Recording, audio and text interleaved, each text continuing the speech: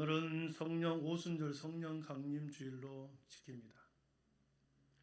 예수님이 십자가에서 죽으시고 3일 만에 다시 사는 부활절을 기점으로 해서 부활한 사건을 기점으로 해서 50일이 지난 이날, 오순절이라고 하는 말이 5오자에 있다가 열순을 씁니다.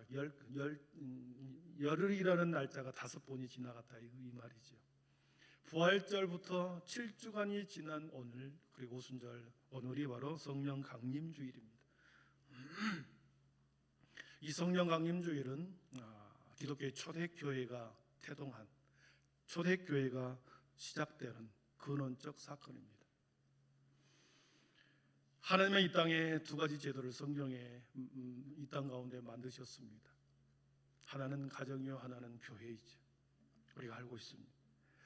태초에 하나님이 아담을 창조하실 때 흙으로 창조했다 그랬습니다. 티끌로 사람을 만들었다. 너는 흙이니 흙으로 돌아가라. 인간의 근원, 본질을 흙으로 표현하고 있습니다. 여러분, 흙은 무생물입니다.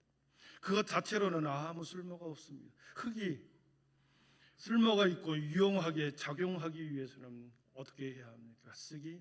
흙이 씨앗을 품을 때 흙에 가치가 있는 거죠. 흙이 씨앗을 품을 때 그 흙은 유용합니다. 흙이 쓸모가 있고 유용하게 잘 작동하기 위해서는 반드시 씨앗을 품고 오랫동안 그 씨앗을 품고 있을 때 흙은 그 가치를 인정받죠.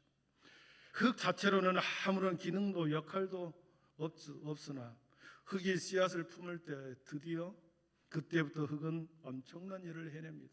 씨앗을 품을 때 딱딱했던 그 씨앗이 마치 죽어 있었던 것 같은 그 씨앗이, 흙이 그 씨앗을 품을 때 서서히 껍질이 벗겨지고 그 속에서 작은 생명들이 솟아나는 것을 우리는 알 수 있습니다.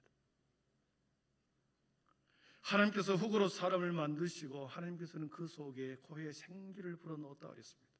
사람은 하나님의 호흡, 하나님의 생기가 아니면 흙 자체였습니다. 움직이지 않는 흙 자체, 진흙 그 자체였습니다. 진흙에 불과했던 흙덩이가 움직이고 살아있고 역동적으로 움직이는 이유는 우리 속에 생기가 들어왔기 때문이죠. 온 우주에 같은 하나님의 생기가 우리 속에 들어왔을 때 드디어 생명은 역동적으로 움직이고 자라나고 계속해서 뻗어나가는 겁니다. 진흙에 불과했던 흙덩이가 생명을 품을 때 우리는 드디어 살아있는 것이고 하나님의 사람이 되는 거죠. 생명을 품지 못한 흙을 보십시오. 여러분, 삭막한 사막처럼 생명을 품지 못한 흙, 삭막한 사막처럼 흙먼지로 이렇게 흙이 날려다닐 뿐입니다. 어디에도 생명을 역동적으로 창의성을 발휘할 수 없는 흙 자체, 삭막한 사막처럼 흙먼지가 날릴 뿐이죠. 인간도 그렇습니다. 에덴 동산 안에 하나님께서 아담 안에 생명을 불어넣으심으로 그 생명이 있는 한 우리는 살아있는 것이고 생명이 떠나가면 우리는 죽었다, 다시 흙으로 돌아가는 존재. 에덴이라고 하는 그곳에 하나님께서는 아담이 혼자 사는 것, 독처하는 것이 좋게 보이지 않아서 아담이 잠드는 사이에 갈빗뼈를 하나 뽑아 하와를 만드셨죠. 그리고 그를 여자라 하와라 이름했습니다. 최초의 아담의 가정은 이처럼 하나님이 직접 만드셨고 하나님께서 직접 두 생명으로 인해서 가정을 이루게 함으로 가정 제도를 만드신 거죠. 그래서 에덴의 주인은 하나님이지만 에덴을 다스릴 수 있는 것은 아담만이 아니요 하와만이 아니라 아담과 하와가 하나 되었어. 그 에덴의 주인은 에덴을 다스릴 수 있는 권한이 거기에 있었던 거죠. 저처럼 하나님의 최초에 이 땅에 허락하신 것이 가정인 것을 알 수 있습니다. 사랑하는 성도 여러분, 여러분의 부모님, 여러분의 자녀들 하나님께서 맡길만 하기 때문에 여러분에게 자녀를 주신 것이고 우리가 어떻든지 간에 부모님이 어떠든지 간에 우리를 이 땅에 나오시는 유일한 통로로 부모를 주셨기 때문에 부모님이 다른 사람과 비교해서 좀 그래도 우리는 부모님을 공경해야 할 의무가 있는 거죠. 첫 번째는 가정을 창조하셨고 두 번째는 교회를 세워주시는 성부 하나님이십니다. 하나님은 성자 예수님을 통하여 이 땅에 자신의 교회를 세우시겠다. 성경에서는 마태복음에서 그렇게 계속 약속하셨습니다. 베드로가 주는 그리스도시요 살아계신 하나님의 아들입니다. 이렇게 고백했을 때 베드로의 너의 고백 위에 내 교회를 세우리니 내 교회를 세우리니 음부의 권세가 이기지 못하리라. 그러면서 교회를 세울 것을 약속하셨습니다. 그리고 그 약속은 예수님이 성령님을 보내주심으로 인해서 교회가 세워진 거죠. 예수님이 이 땅의 마지막 사역을 다 마친 후에 승천하시면서 누가복음 24장 49절에서 이렇게 말씀하십니다. 우리 한번 같이 읽어보겠습니다. 볼지어다 내가 아버지께서 약속하신 것을 능력으로 입히올 때까지 이 성에 머물라. 예루살렘을 떠나지 말고 아버지께서 약속하신 것을 기다리라. 아멘. 내가 내 아버지께서 약속하신 것을 너희에게 보내시겠다 하셨고 떠나지 말고 아버지께서 약속하신 것을 기다리라. 이 명령과 분부를 따라서 마가의 다락방에서 11명의 제자와 120명의 문도가 하나의 목적을 가지고 한 마음으로 그 명령을 수행합니다. 이것이 바로 최초의 마가의 공동체지요. 한 자리에 모였다고 교회가 되는 것이 아니라 그곳에 성령이 오셔야 진정한 교회가 되는 것을 오늘 본문에서 알 수 있습니다. 한 마음 한 뜻으로 모였다고 해도 그것은 단지 군중일 뿐입니다. 외형적인 조건을 갖추었을지는 몰라도 진정한 교회가 되기 위해서는 두세 사람이 모인 그곳에 성령님이 계실 때 성령님을 품어야 성령님이 그 안에 계셔야 진정한 교회가 된다는 것이죠. 흙덩이에 불과한 그 물체에 하나님께서 생기를 넣어 사람이 되게 했던 것처럼 교회라고 하는 이 조직 속에 성령님을 보내셔서 진정한 교회가 되게 하셨던 것이죠. 그래서 성령님이 운행하는 교회, 성령님이 다스리는 교회, 성령님이 지배하시는 교회가 되는 것입니다. 사람이 지배하는 것이 아니고 살아있는 성령님이 역동적으로 지배하는 그 교회야말로 진정한 주님께서 세우신 교회라는 것을 알 수 있습니다. 우리는 말로 표현할 수 없고 눈으로는 직접적으로 보이지 않지만 이 교회 안에 성령님이 운행하시는 것을 우리는 느낄 수 있습니다. 찬양을 드리는 가운데 말씀을 듣는 중에 기도를 드는 중에 우리 속에 마음이 뜨거워지는 것을 알 수 있습니다. 그리고 우리를 통해서 그 성령님이 우리를 지도하고 인도하시고 우리에게 때로는 책망하신 것을 우리는 또한 느낄 수 있습니다. 책망이 있고 뜨거움이 있고 우리들의 깨닫는 은혜를 주시는 것은 우리 속에 성령님이 계신다는 증거지요. 그런데 땅이 씨앗을 품을 때 그 씨앗이 하루아침에 싹 자라던가요? 그렇지 않죠. 조금씩 보이지 않은 가운데서도 이 땅이 씨앗을 조금씩 튀어냅니다. 그리고 마침내 생명을 밖으로 끄집어내고 나무로 생명으로 자라게 합니다. 마찬가지입니다. 교회 안에 하나님께서 예수님을 통하여 교회를 세우고 그 교회에 성령님을 보내신 후에 그 성령님을 통하여 각 사람 한 사람에게 성령님이 오셔서 그 사람들의 마음을 움직이고 마음을 격동시키고 마음을 하나님께서 그 마음을 통해서 성령님의 통치가 하나님의 통치가 조금씩 교회 안에서 이루어지는 거죠.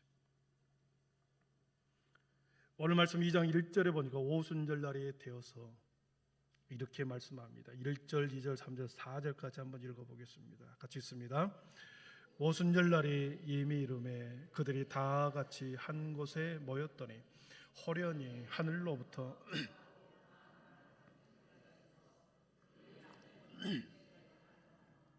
마치 불의 혀처럼 갈라지는 것들이 그들에게 보여 각 사람이 하나씩 임하여 있더니 그들이 다 성령의 충만함을 받고 성령이 말하게 하심을 따라 다른 언어들로 말하기를 시작하니라. 아멘.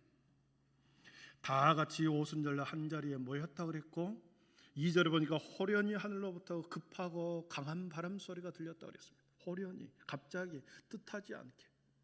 사랑하는 성도 여러분, 그렇습니다. 성령님은 호련히 갑자기 임하신다. 이것을 알 수 있고 마찬가지입니다. 구원의 날, 심판의 날도 호련히 다가올 것입니다. 사랑하는 성도 여러분, 우리가 매일매일 재림의 신앙을 가져야 할 이유는 어제 오지 않았던 주님, 그제 오지 않았던 주님, 오늘 오신다고 하면 어쩔까? 어떻게 할까라고 하는 이 믿음으로 사는 것이 재림의 신앙입니다. 호련히 오기 때문에 그날이 오늘일 수 있다라고 하는 거죠. 성도들에게 12제자와 120명이 언제 올지 모르지만 그 명령을 기다리고 있을 때 호련히 나타나서 호련히 왔습니다. 온 집안 가득하게 각 사람이 임하였습니다. 성령님의 은혜는 성령님은 온 집에 단체에 임하기도 하지만 각 사람 위에 하나씩 임하였다. 단체에 임하기도 하고 각 사람에게 임하기도 하고. 사랑하는 성도 여러분, 우리가 성령의 충만한 곳에 함께 있을 때 우리는 그 은혜를 같이 누리는 거죠. 집단 속에 성령의 역사가 일어나기도 하고 각 사람 한 사람에게 개별적으로 성령님의 역사가 일어날 수 있다라는 것을 알 수 있죠. 이 성령님이 오심의 이 사건은 다른 표현으로 하면은 바벨탑의 저주를 푼 사건이다, 이렇게 표현합니다. 바벨탑의 저주가 풀어지는 사건이다. 성령의 사건으로 모든 것이 하나가 되었습니다. 하나로 만들어 갑니다. 그러나 구약의 바벨탑 사건은 어떻습니까? 창세기 11장에 보니까 언어가 하나였고 구음이 하나였다고 그랬습니다. 모든 사람이 한 언어를 통해서 하나가 되어서 한 마음 한 뜻이 되어 있었던 그 상황에 교만하여 이렇게 말합니다. 11장 4절 제가 읽어봅니다. 우리가 성읍과 탑을 건설하여 그 탑 꼭대기를 하늘에 닿게 하여 우리 이름을 내고 온 지면에 흩어짐을 면하자. 언어가 하나이고 모든 사람이 하나가 되어 똘똘 뭉쳐서 교만하여 우리의 이름을 내자. 높이 성과 탑을 쌓아 우리의 이름을 내자. 그러면서 성을 쌓기 시작합니다. 바벨탑을 쌓기 시작하죠. 그때 하나님께서 위에서 내려다보면서 더 높은 곳으로 쌓고 있는 그들을 향하여 11장 5절에서 이렇게 말씀합니다. 11장 5절 같이 읽어봅니다. 5절입니다. 뒤에 넘겨주시죠. 네, 5절. 네. 5절 여호와께서 사람들이 건설하는 그 성읍과 탑을 보려고 내려오셨더라 그랬습니다. 여러분, 인간의 죄의 교만의 모습은 그렇습니다.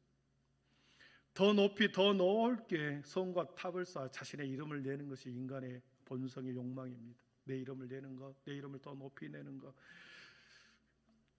여러분, 모두가 자신의 이름을 내려고 혈안이 되어 있을 그때에 하나님께서 위에서 내려다보고 내려오셨다 그랬습니다. 자기 이름을 내려고 하나님의 이름을 철저히 무시합니다. 자기 이름을 내기 위해서 하나님을 철저히 이용합니다. 그리고 자기 이름을 내기 위해서 하나님을 계단 삼아 올라갑니다. 그랬을 때 7절에서 우리가 내려가서 거기서 그들의 언어를 혼잡하게 하여 그들이 서로 알아듣지 못하게 하자. 그래서 성삼위 하나님이 이 땅에 내려와서 언어를 흩어버립니다. 언어를 혼잡하게 하여 소통을 끊어버리게 하고 대화가 단절되게 하고 아무것도 할 수 없게 만들어버려서 흩어지게 만들어버렸습니다. 바벨탑의 저주가 시작이 된 거죠. 그런데 성령의 오심으로 인해서 이 바벨탑의 사건이 끊어지고 다시 소통이 이루어지더라는 거죠. 신학자들은 이 바벨탑의 사건의 역전현상이 성령 강림이다. 바벨탑의 역전현상이 성령의 오심의 사건이다. 우리 4절 6절을 한번 같이 읽어보겠습니다. 4절 6절입니다. 성령이 말하게 하심을 따라 다른 언어들로 말하기 시작하니라. 큰 무리가 모여 각각 자기의 방언으로 제자들이 말하는 것을 듣고. 아멘. 각자 다른 언어로 다른 사람의 많은 무리들이 말을 하는데 그 말을 다 알아들어 버린 것입니다. 각자 다른 말로 자신의 언어로 말을 하는데 제자들이 다 알아들어 버린 것입니다. 성령님이 오심으로 다른 언어였으나 모든 사람들이 알아듣는 소통이 이루어졌고, 바벨탑의 사건에서는 하나의 언어로 시작했으나 그 흩어버림으로 다른 언어로 다 뿔뿔이 흩어지게 되어버린 거지. 사랑하는 성도 여러분, 성령 받는 사람의 표지는 그렇습니다. 하나 되게 하는 것입니다. 하나 되게 하는 것.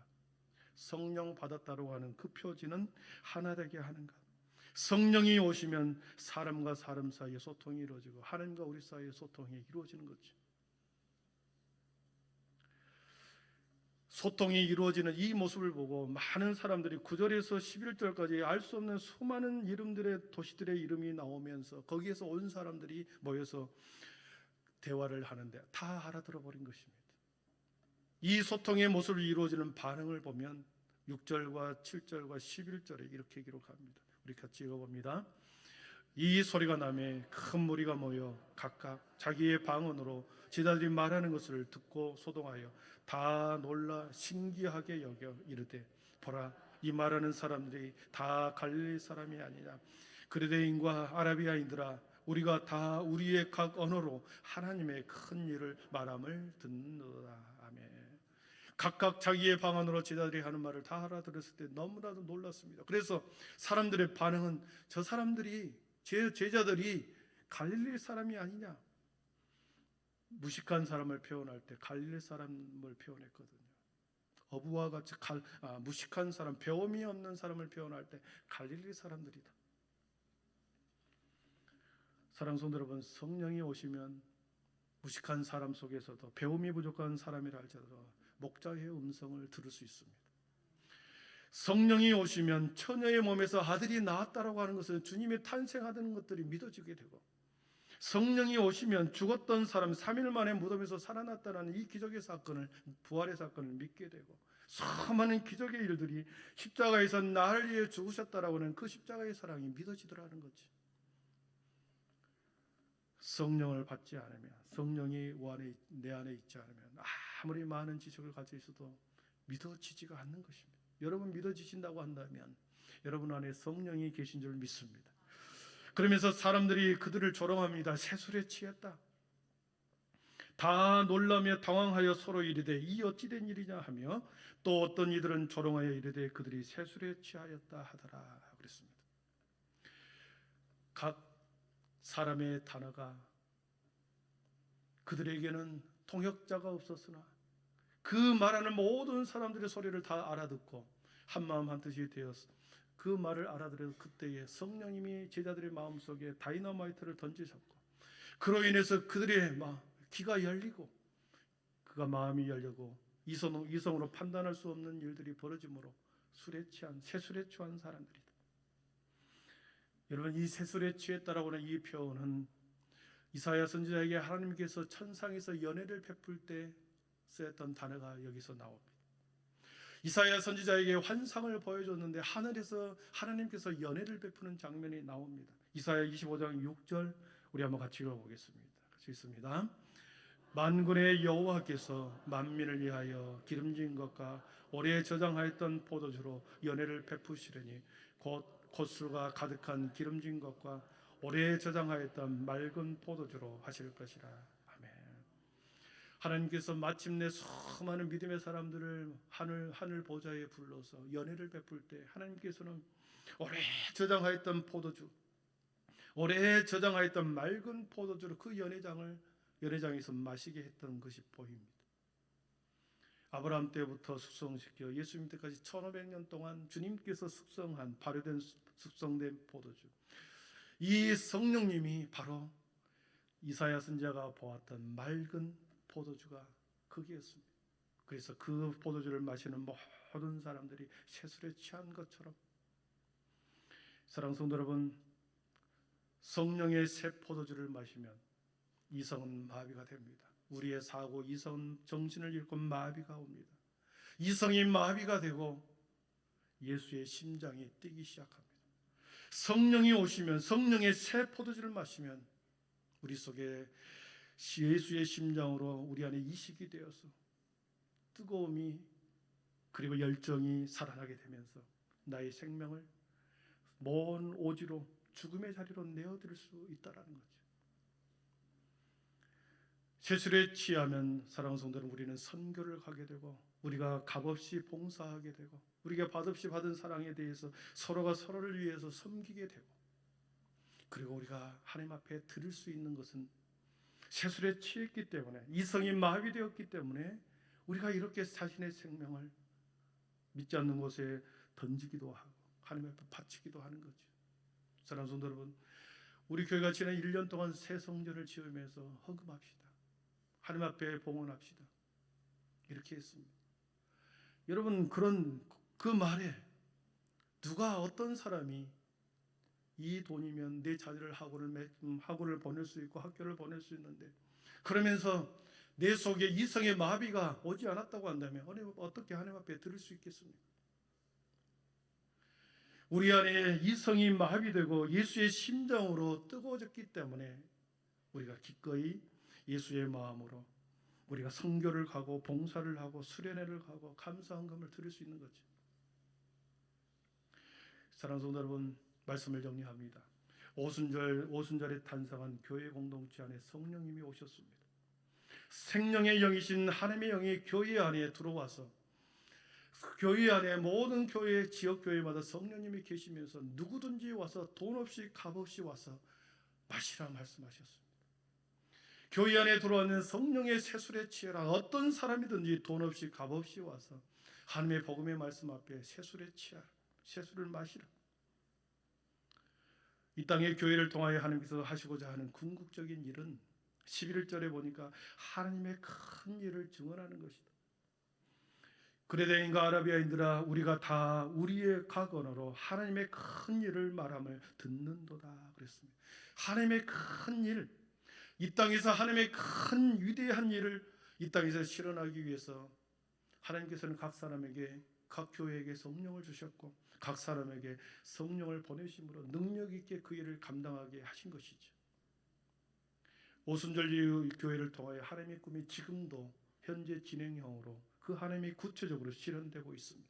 과거적 사건이 아니라 현재적 사건이요. 이 성령의 사건은 지금도 우리께 하나님께서는 각 교회에 충만히 채워주시고 하나님께서 구하는 모든 자들에게 호련히 급하고 강한 바람처럼 우리에게 오셔서 하나님의 꿈이 우리를 통하여, 우리 교회를 통하여 여전히 현재 진행형으로 실현되고 있음을 믿을 수 있기를 축복합니다. 여러분의 마음과 우리 교회 속에 성령으로 가득하기를 기도하면서 새롭게 하나님의 나라를 이곳에서 함께 써내려가는 우리 모두가 되기를 축복합니다. 기도하겠습니다.